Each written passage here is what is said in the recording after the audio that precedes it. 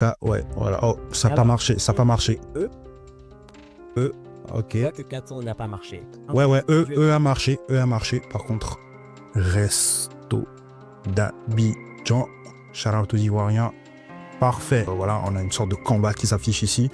Donc, il est allé creuser dans des vidéos YouTube pour me trouver des informations pertinentes et me fournir donc les résultats ici. Google est devenu littéralement inarrêtable dans le domaine de l'intelligence artificielle. Cette semaine, c'était une avalanche d'annonces et de mises à jour que Google a prévues pour nous. Entre les mises à jour sur le notebook LM, le projet Aria, le Gemini 2.0, on s'y perd littéralement. Mais tenez-vous prêts, dans cette vidéo, on va parler du Gemini 2.0. C'était quand même l'annonce phare de la semaine. LLM multimodal qui surpasse littéralement le GPT-4. On va explorer tout ça dans cette vidéo.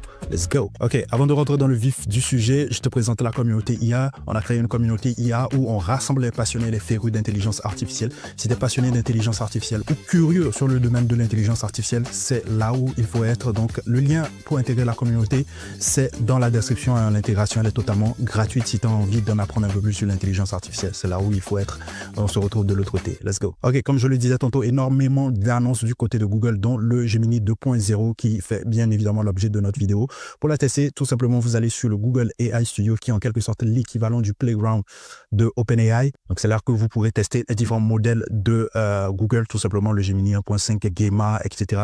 Donc, il y a pas mal de possibilités, pas mal de modèles dans le catalogue. Donc, le nouveau, c'est le 2.0 qu'il faut absolument aller tester. Donc, pour la tester, c'est tout simple. Vous avez une interface Create Prompt ici qui vous permet tout simplement de tester en version chatbot le Gemini 2.0. Vous avez des exemples de prompts qui vous permettent de débuter tout simplement si vous n'êtes pas inspiré en termes de prompt. Qu'est-ce qu'on va lui demander? On va lui demander déjà dans un premier temps de nous générer un code d'échec. Voilà. Voilà. Généralement un code d'échec en Python. Boum. Il est assez verbeux quand même. Il décrit déjà dans un premier temps, voilà, ce qu'il doit faire. Voilà, hop là. Il ne nous génère pas le code sur un seul bloc. Il détaille chaque fonction du code. La génération aura pris 11 secondes en plus du texte et du code. Donc là, je vais lui demander, je veux uniquement. Hop. Et là, tout de suite, j'ai le code sur un seul bloc. Bien évidemment, vous pouvez gérer cette histoire de génération de code dans un seul bloc au niveau de votre system instruction. Si vous avez un super system instruction, vous pourrez donc cadrer un peu ces résultats, ce qui vous donne comme réponse, bien évidemment. Donc là, on a le code complet, donc on peut le copier, coller sur Replete, par exemple, et le tester, bien évidemment. Bon, bref, cette partie, c'est pas la partie qui nous intéresse le plus. Donc, vous pouvez aller sur cette partie, le tester, générer des tests, des scripts, ce genre de choses. La partie qui va nous intéresser, c'est la partie Stream Real Time. Donc, la partie Stream Real Time te permet de tester en grandeur nature la multimodalité du Gemini 2.0, tout simplement. Tu as la possibilité de lui parler, tu as la capacité de lui montrer ta caméra et donc il a la capacité de détecter les objets voilà, qu'il regarde au travers de ta caméra ou soit au travers de ton écran, tout simplement. Donc déjà, dans un premier temps, on va commencer par chatter avec lui, parler avec lui, tout simplement, causer avec lui. Salut Gemini, comment tu vas? Je vais bien, merci de demander. Comment puis-je t'aider aujourd'hui? Ok, aujourd'hui, je tourne une vidéo sur toi, bien évidemment, sur ta dernière version, le Gemini 2.0. Voilà, quelle info intéressante ou croustillante peux-tu nous donner sur ce dernier modèle de Google? Bien sûr, Aviator, je peux t'aider avec K.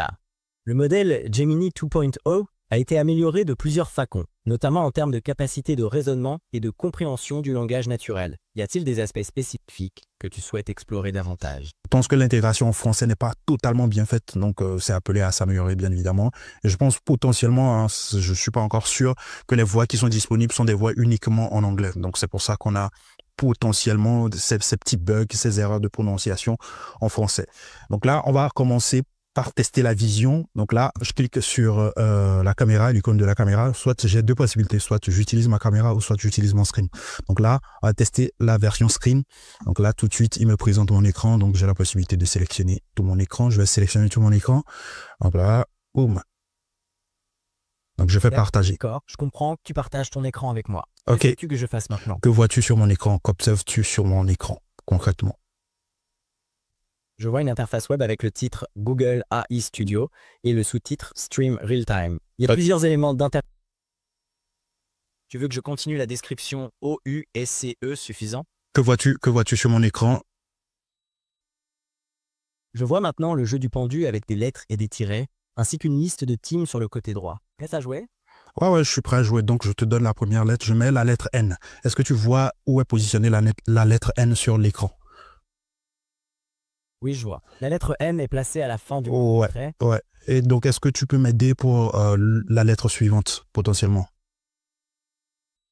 Bien sûr, je peux t'aider. La lettre N est la dernière lettre du mot. Il y a 5 tirets avant. Ouais, ouais, je veux juste la lettre suivante, au fait, que je pourrais sélectionner. D'accord. Compte tenu de la position de la lettre N, je te suggère de choisir la lettre K. La lettre K, ok. Elle est au K, ouais, voilà. Oh, ça n'a pas Alors, marché, ça n'a pas marché. E, E, ok. je vois que 4 n'a pas marché. Ouais, ouais, Je vais- E a marché, E a marché, par contre. Est-ce Très que, bien. est-ce que tu Je vois vois, ouais, que vois-tu sur mon écran, du coup, en termes de position des lettres E? OK. Je vois maintenant 2 lettres E placées Oui. dans le mot. La première est la première lettre. Et la deuxième est la dernière lettre. Ouais, ouais. Maintenant, j'aimerais que, voilà, tu mettes sur la lettre suivante, du coup. D'accord. Je vois 2 lettres E aux extrémités et un N. Oui. En me basant sur... Vu cette configuration, je te suggère d'essayer la lettre T. T, ok, d'accord. On va sur la lettre T. Parfait, ça marche. Est-ce que tu vois où est positionnée la lettre T? Et aide-moi sur la lettre suivante, du coup. Oui, je vois. La lettre T est placée juste avant la lettre N. Pour la prochaine lettre, je te propose d'essayer la lettre R. La lettre R, du coup, ouais. Ouais, c'est tenté. La lettre suivante, du coup. Je vois. La lettre R est placée correctement. Pour la prochaine lettre, je te suggère de choisir la lettre N. N, ok. Ben, la lettre N a été déjà sélectionnée. Je sais pas si si t'as vu. La lettre N a été déjà sélectionnée. Donc, trouve une autre lettre, du coup. Oups, tu as raison. Je n'avais pas fait attention. Puisque la lettre N a déjà été sélectionnée, je te propose la lettre M. M, ok, d'accord. On va sur la lettre M. Donc, la lettre M, ça n'a pas marché, du coup. Donc, propose-moi une autre lettre, du coup. D'accord. Puisque la lettre M n'a pas fonctionné, je te suggère d'essayer la lettre C. La lettre C, ok, on va aller avec la lettre C. Non, ça n'a pas marché non plus.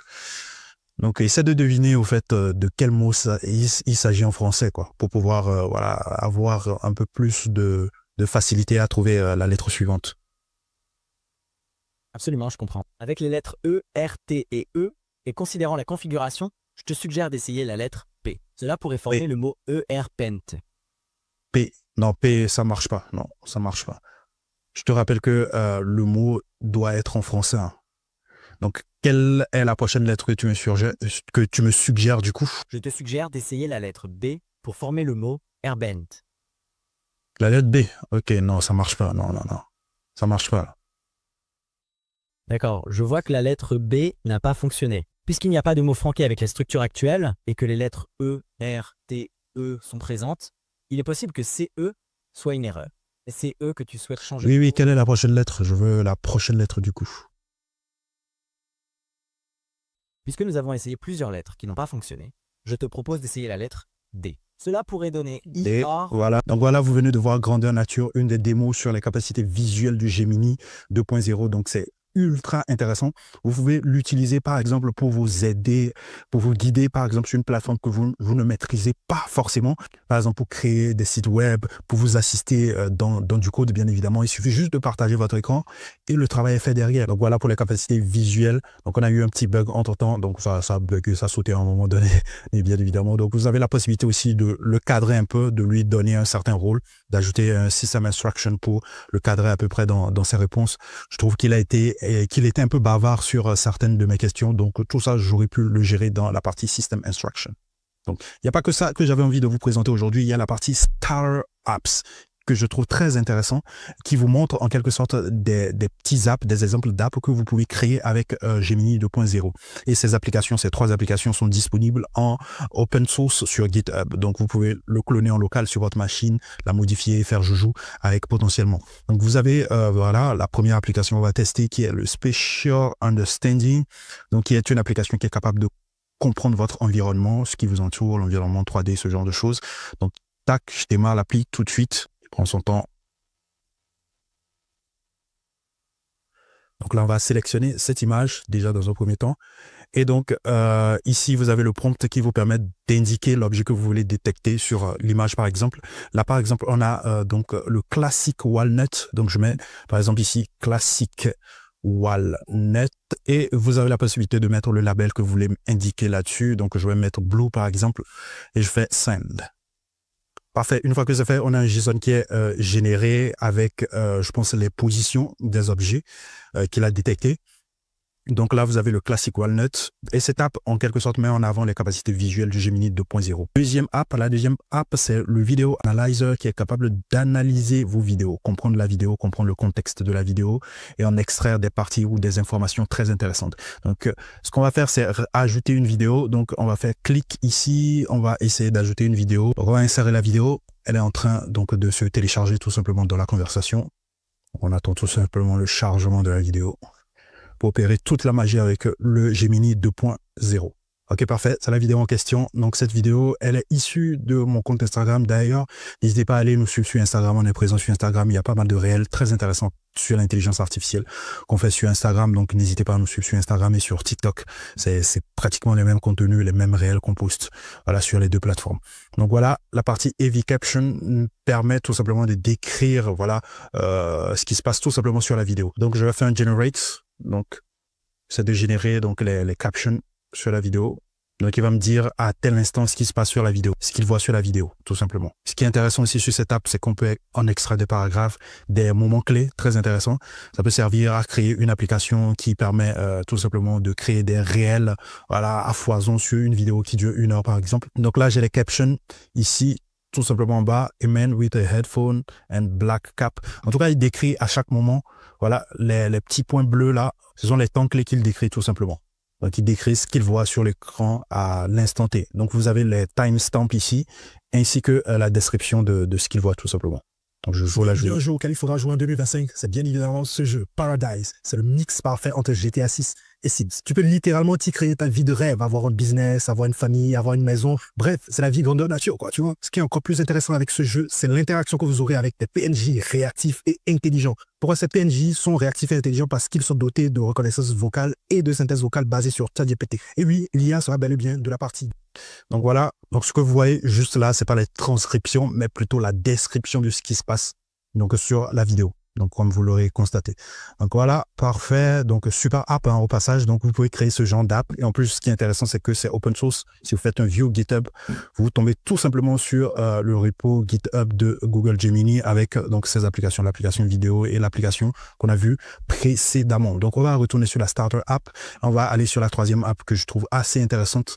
Elle te permet tout simplement d'interagir voilà, avec une map, avec Google Maps tout simplement.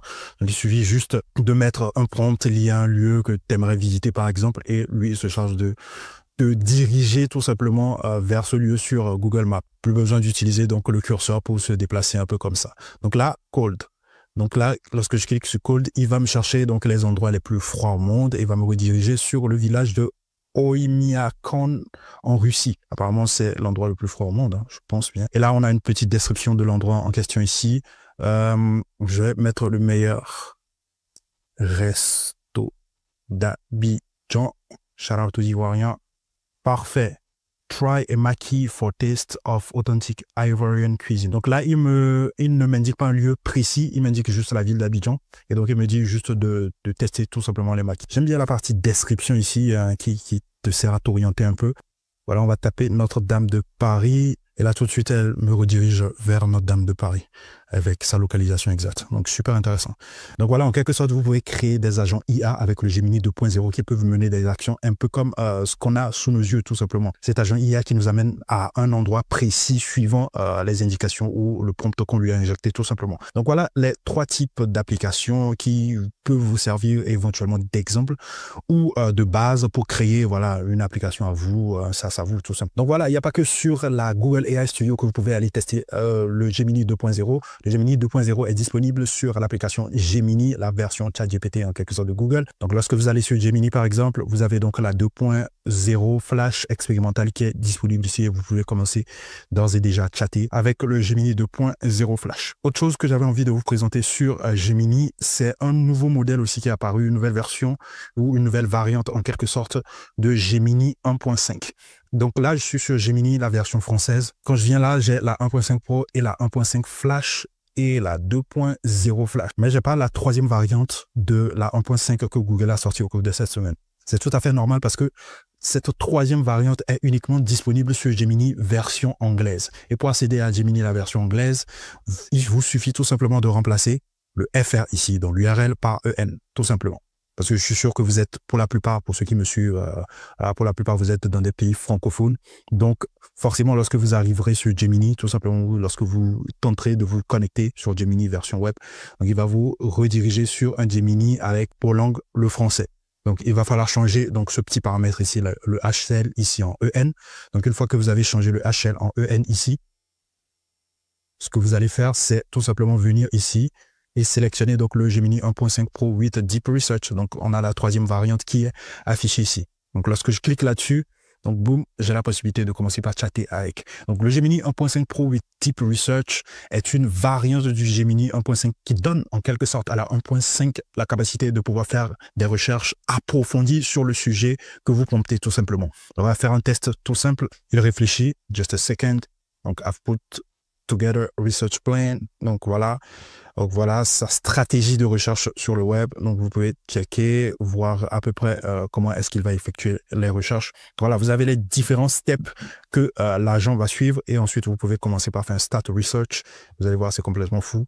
Et donc, on a une interface du style Canva, bien évidemment, qu'on peut retrouver sur OpenAI. Donc, voilà, on a une sorte de Canva qui s'affiche ici. Et donc, les recherches qui sont effectuées. Donc là, vous pouvez jauger voilà, à quelle étape il est. Donc, il est au tout début de ses recherches, bien évidemment. Et donc, vous allez constater qu'il y a de multiples sources.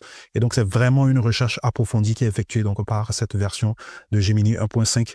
Donc, il va aller creuser dans ces multiples sources, aller chercher les informations les plus pertinentes et vous les délivrer tout simplement. Donc, le prompt, il a changé entre-temps. Hein. Voilà, je suis parti sur quelque chose un peu plus en anglais. Donc, help me Research Autonomous Vehicle Sensor Trends for My Robotic Essay. Pourquoi j'ai changé entre-temps? Voilà le prompt, parce que je suis parti sur un prompt en français. C'était ce prompt-là, dès le départ, que j'avais mis, la 2.0. Donc, il ne prend pas les prompts en français, puisqu'on est sur une version anglaise. Donc, vos prompts doivent être en anglais avant que cela ne puisse marcher, avant que la recherche ne puisse être effectuée. Donc, vous devez prompter en anglais ici. Donc, la langue française n'est pas encore opérationnelle, du moins pour l'instant, sur cette version ou sur cette variante de la 1.5 Pro, bien évidemment. Donc voilà, il a recherché sur pratiquement 42 sites pour pouvoir nous permettre de faire notre petit essai. Et très rapidement, je vais vous montrer donc ce que j'ai essayé de faire aussi avec un autre sujet très intéressant sur les RAG. Je lui ai demandé de m'écrire voilà quelque chose, un article sur les RAG, un script voilà sur les RAG, how to create a RAG with Grok 2. Donc c'était le sujet que je lui ai soumis. Donc il a fait une recherche approfondie. Donc il a cherché sur pratiquement 23 sites. Et ce qui est intéressant ici aussi, c'est qu'il est allé chercher même sur des vidéos YouTube. Donc, il est allé creuser dans des vidéos YouTube pour me trouver des informations pertinentes et me fournir donc les résultats ici. Comme je vous le disais tantôt, il faut prompter en anglais. Donc, ça ne marche qu'en anglais. Ce qui est intéressant ici, c'est que vous pouvez l'ouvrir sur votre doc. Donc, voilà, il y a un doc qui est créé lorsque vous faites Open in Doc. Donc là, boum, et vous pouvez modifier tout simplement votre document. Voilà, si vous avez envie de remodifier le résultat en question. Et ce qui est intéressant ici, on retrouve pratiquement des fonctionnalités similaires qu'on peut retrouver sur la partie Canva de OpenAI, sur le Google Doc. On peut rajouter des emojis, voilà, suggérer des modifications, voilà, changer le style, potentiellement ajouter des commentaires, ce genre de choses. Ce qu'on peut faire littéralement sur le Canva, on peut le refaire littéralement sur le Doc de Google, tout simplement. Donc voilà tout pour les quelques mises à jour que j'avais envie de vous présenter aujourd'hui. Le Gemini 2.0 disponible, vous pouvez l'utiliser d'ores et déjà pour créer des solutions IA, des SaaS IA. Vous pouvez commencer par l'intégrer au sein de vos différents produits IA. Et ensuite, il y a la 1.5 Pro, super intéressante. Donc si vous avez Gemini, surtout Gemini Advanced, vous pouvez avoir accès donc à la 1.5 Pro with Deep Search, voilà cette nouvelle variante qui vous permet littéralement d'améliorer la qualité de vos réponses en faisant des recherches approfondies sur le net. Donc voilà, Google revient dans la course. On a souvent dit que Google était lésé dans cette course à l'intelligence artificielle, mais là, littéralement sur cette fin d'année, c'est des dingueries qui sont tout simplement en train de sortir.